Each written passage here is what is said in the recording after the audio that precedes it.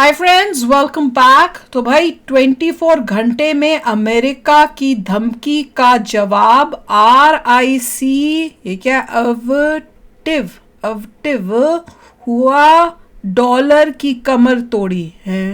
ये तो समझ नहीं आया, तो देख के पता चलेगा कि 24 घंटे में कोई धमकी मिली है और उसके बाद कुछ हुआ है जिससे डॉलर की भी कमर तोड़ दी। देखते हैं अमेरिका ने कौन सा धमकी दी। हाँ, क्या धमकी दी है। तो वीडियो शुरू करते हैं। वीडियो शुरू करने से पहले अगर आप चैनल पर नए हो और आपने अभी तक सब्सक्राइब नहीं किया तो जल्दी से पहले सब्सक्राइब के बटन और बेल आइकन को क्लिक कर लो ताकि आपको हमारे सारे न्यू वीडियोस के नोटिफिकेशन मिल जाएं जैसे हम अपलोड करें। अगर आपको वीडियो पसंद आता है प्लीज लाइक एंड शेयर। चलिए शुरू करते हैं। दोस्तों, स्वागत है आपका इनसाइट नॉलेज की एक और नई वीडियो में। आज की इस वीडियो में बात करेंगे कि कैसे चीन और रूस ने मिलकर अमेरिकी डॉलर को मात देने की प्लानिंग कर ली है और कैसे भारत समेत कई अन्य देश डॉलर से अपनी निर्भरता को कम कर रहे हैं। चीन रूस के बीच में 260 बिलियन डॉलर की एक बड़ी डील साइन हुई है, वह भी एक लोकल करेंसी में, जिसने पूरी दुनिया का ध्यान अपनी तरफ खींचा है। क्या है ये पूरी खबर और किस तरह से भारत समेत ये सभी देश मिलकर अमेरिकी डॉलर पर बड़ी स्ट्राइक कर रहे हैं, इसके ऊपर वीडियो में डिटेल से बात करेंगे। तो चलिए शुरू करते हैं इस वीडियो को। लेकिन उससे पहले अगर आप चैनल पर पहली बार आए नहीं, उन दोनों ने जब किया है वो किसमें किया है, बेल आइकन को जरूर दबा लें जिससे हमारी डेली वीडियो आप तक सबसे पहले पहुंच सके। दरअसल दोस्तों, डॉलर की बादशाहत को खत्म करने के लिए दुनिया के कई देश एकजुट हो रहे हैं। कुछ समय पहले चर्चा थी कि चीन और रूस समेत कई देश मिलकर नई करेंसी लाने की तैयारी कर रहे हैं, लेकिन अब चीन और रूस के बीच में एक बड़ी डील हो गई है। चीन और रूस ने अपनी लोकल करेंसी में डील फाइनल की है। आपको बता दें, चीन और रूस के बीच में 260 बिलियन डॉलर का व्यापार समझौता हुआ है, लेकिन दोनों देशों ने मिलकर ये तय किया है कि दोनों देश डॉलर में नहीं बल्कि अपनी लोकल करेंसी में इसकी पेमेंट करेंगे। आपको बता दें, दोनों में शामिल देशों ने पहले भी इस पर जोर दिया था कि लोकल करेंसी में व्यापार शुरू किया जाए। इसके अलावा भारत भी उनमें से एक देश शामिल था जिसने इस समूह के साथ अपना समर्थन जारी किया था।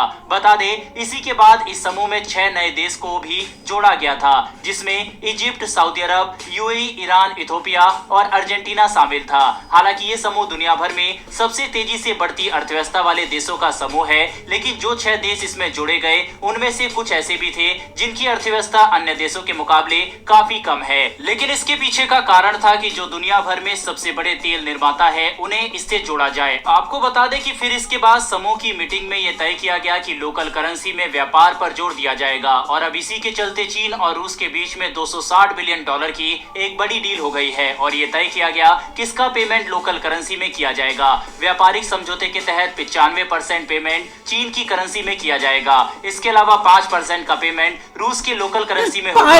2023 में रूस और चीन के बीच में करीब 240 बिलियन डॉलर का व्यापार हुआ था और अब ये 260 बिलियन डॉलर तक पहुंच चुका है, यानी कि दोनों देशों के बीच में व्यापार लगातार बढ़ रहा है। इसमें सबसे बड़ी बात है कि डॉलर पर दोनों देश अपनी निर्भरता को कम करना चाहते हैं। दरअसल दुनिया भर में पहले एक करेंसी पर जोर दिया गया, कारण था कि जिससे सभी देश उसे अपना सके। ऐसे में डॉलर वह करेंसी बनी, यानी कि डॉलर एक ग्लोबल करेंसी के रूप में सामने आई जिसे दुनिया भर के देश व्यापारिक समझौते के बाद अपना लेते थे और उसे एक्सचेंज करने में भी आसानी होती थी। डॉलर से किसी देश की लोकल करेंसी में एक्सचेंज तो डॉलर का रेट अब वैल्यू कम हुई है क्या इससे? पहले लेन देन किया जाता था, लेकिन उसके बाद धीरे धीरे सभी देशों को समझ में आया कि डॉलर तो लगातार मजबूत होता जा रहा है।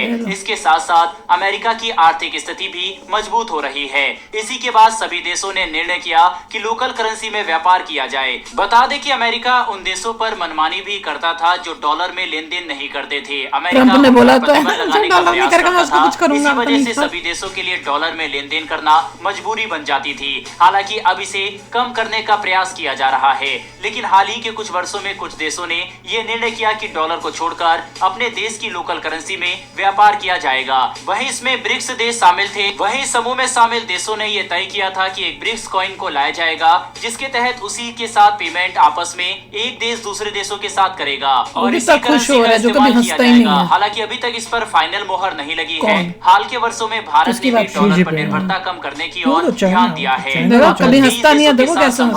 दूसरा बड़ा नेटवर्क भारत ने ही बनाया है। भारत ने जो समझौते किए हैं उनमें तेल और गैस आपूर्ति वाले देश ज्यादा शामिल है। इनमें सऊदी अरब, यूनाइटेड अरब अमीरात, कतर जैसे देश भी है, तो जापान, दक्षिण अफ्रीका अफ्रीका और सिंगापुर जैसे देश भी शामिल है।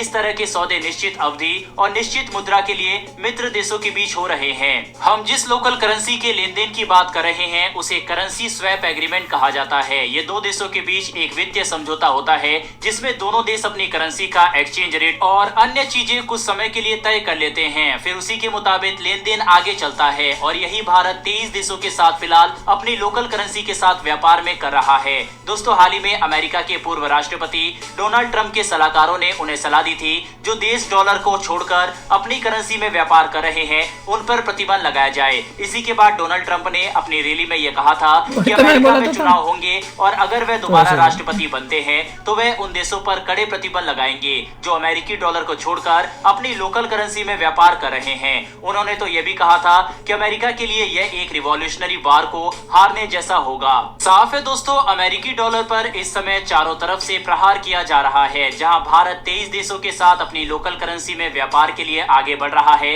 तो वहीं चीन और रूस के बीच साइन हुई इस मेगा डील के बाद अमेरिकी डॉलर की कमर टूटना तय है।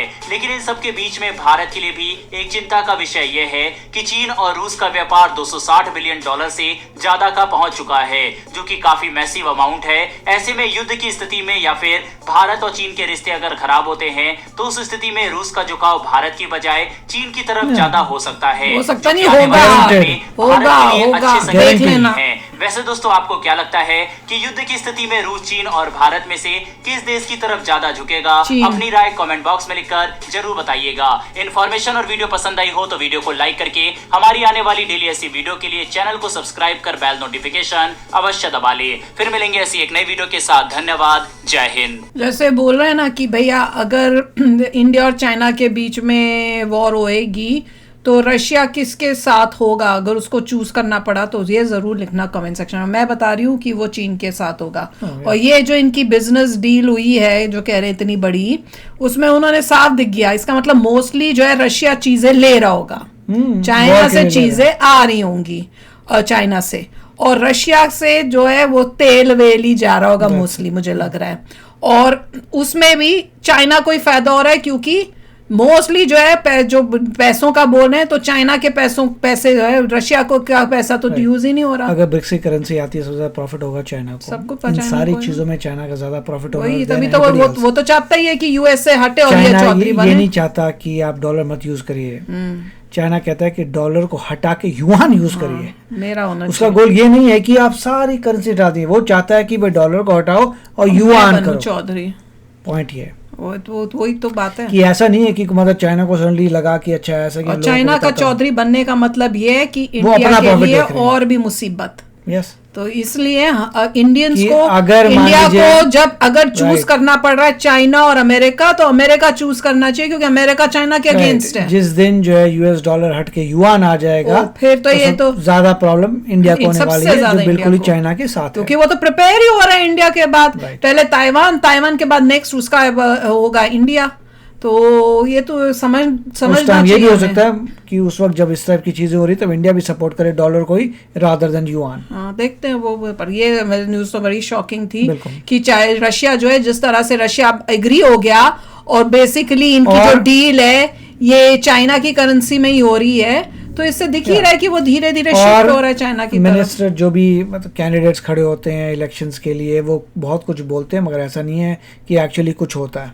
एज एग्जाम्पल पहले भी दिया था जो कहा था कि वॉल बनेगी मैक्सिको साथ और मैक्सिको पे करेगा, ना मैक्सिको ने पे किया ना वॉल बनी, कंप्लीटली कुछ नहीं हुआ। तो जो पॉलिटिशियंस आते हैं जब कैंपेनिंग करते हैं तो बहुत कुछ बोलते हैं, होता कुछ नहीं, भाषण दे देते हैं और उसके बाद कुछ लोगों को मोदी जी जैसे थोड़ी ना जो गारंटी होती है उनकी। मोदी जी तो गारंटी वाली बातें करते हैं, हमारे यहाँ पे तो कुछ भी बोल दो कुछ भी बोल रहे हैं।